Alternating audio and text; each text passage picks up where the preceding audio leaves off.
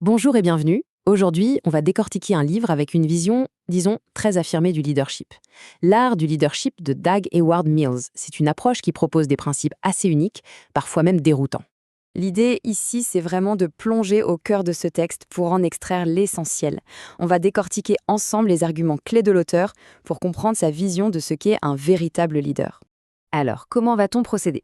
On va suivre un plan en 4 parties. D'abord, on va regarder la base, les fondations du leadership selon l'auteur.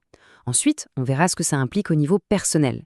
Puis, on abordera 2 styles de leadership à éviter, c'est une partie assez marquante.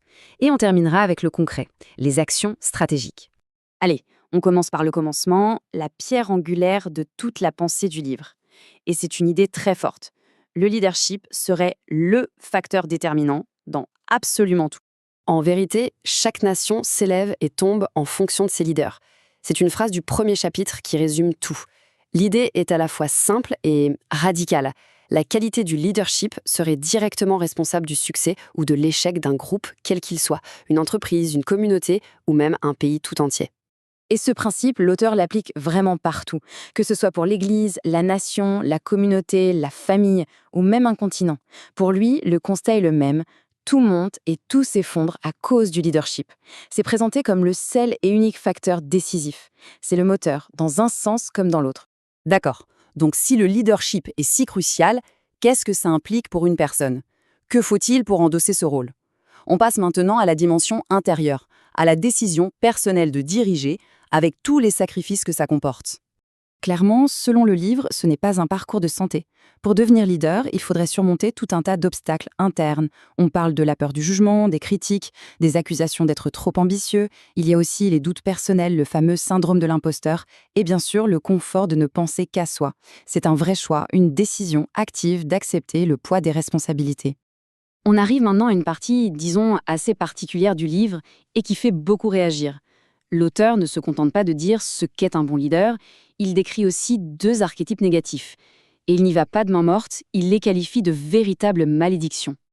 Alors, quels sont ces 2 styles de leadership à éviter?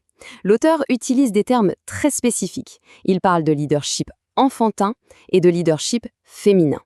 Pour lui, ce sont des obstacles majeurs à une direction efficace. Regardons en détail ce qu'il met derrière ces mots. Voilà donc les 2 portraits robots. D'un côté, le leader enfantin qui serait défini par un manque total de structure, de vision à long terme, en gros une incapacité à gérer la complexité.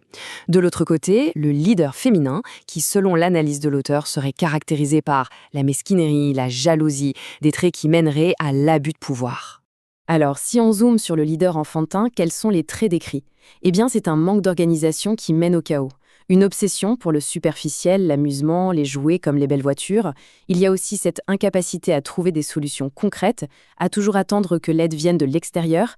Bref, un manque de vision et une incapacité à voir la valeur des choses ou des gens. Autant dire que, selon le livre, c'est la recette pour ne rien bâtir de solide.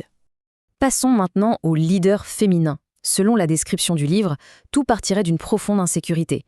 Cette insécurité engendrerait de la jalousie, de la mesquinerie et une tendance à abuser de son pouvoir. Le point central de cette théorie, c'est que ce type de leader verrait des menaces partout et chercherait à éliminer les personnes talentueuses autour de lui au lieu de s'appuyer sur leurs forces. C'est une dynamique perçue comme très destructrice. Bon, après avoir vu ce qu'il ne faut pas faire, voyons maintenant ce que le livre préconise. Comment un bon leader doit-il agir concrètement? La réponse, selon l'auteur, tient en 2 mots, stratégie et engagement. D'abord, la stratégie. Qu'est-ce que c'est au fond? Le livre est très clair là-dessus. Ce n'est pas une action isolée. C'est une série de manœuvres, plusieurs étapes, bien pensées pour atteindre un but. L'auteur martèle cette idée. On n'accomplit rien de grand en un seul coup. Et il y a une vraie progression à suivre. L'étape 1, c'est de réaliser qu'un grand projet demande forcément plus d'une action. L'étape 2, c'est de comprendre que plus l'objectif est ambitieux, plus il faudra de manœuvres. L'étape 3, c'est la patience, la foi dans le processus, surtout au début.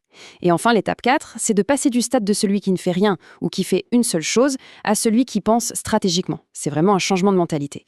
Une autre action stratégique essentielle décrite dans le livre, c'est cette capacité à naviguer entre 2 extrêmes. D'un côté, il faut savoir engager les grands, c'est-à-dire interagir avec les personnes influentes et riches qui peuvent financer ou protéger la mission. Mais de l'autre, et c'est crucial pour l'auteur, il faut engager les petits, car le cœur de la mission, le signe d'une véritable grandeur, ce serait de servir les plus démunis. C'est cet équilibre délicat qui ferait toute la différence.